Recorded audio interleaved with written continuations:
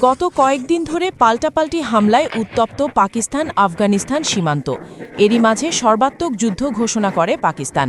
তালেবানদের উস্কে দিতে ভারত পেছন থেকে কলকাঠি নাড়ছে বলে অভিযোগ তোলেন পাকিস্তানের প্রতিরক্ষা মন্ত্রী খাজা আসিফ। ভারত এই অভিযোগের জবাব না দিলেও তা প্রত্যাখ্যান করেছে তালেবান প্রশাসন।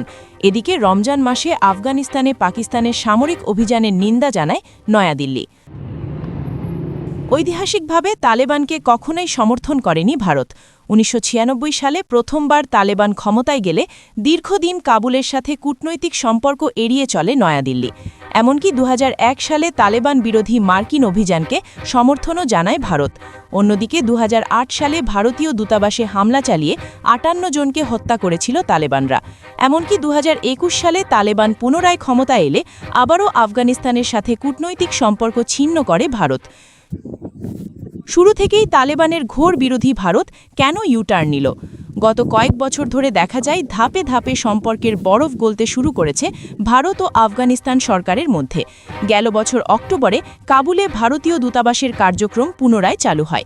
একই সাথে মুম্বাই আর হায়দ্রাবাদে কনসুলেট চালু করে তালেবান সরকার। বিশ্লেষকরা বলছেন, আদর্শগত অমিল থাকলেও কৌশলগত কারণেই আফগানিস্তানকে পাশে চায় ভারত। প্রত্যেক রাষ্ট্র নিজ স্বার্থে অন্য দেশের সাথে সম্পর্ক তৈরি করে। আদর্শগত মিল খুব কম থাকলেও ভারতের সাথে তালেবানের কৌশলগত মিল রয়েছে। এটাই তাদের সুসম্পর্কের মূল কারণ। কূটনৈতিক সম্পর্ক জোরদারের পাশাপাশি বিভিন্ন সময়ে আফগানিস্তানে মানবিক সহায়তাও দিয়ে আসছে ভারত। গেল বছর ৬.৩ মাত্রার ভূমিকম্পের পর আফগানিস্তানে খাদ্য ও ওষুধ সহায়তা পাঠায় দেশটি।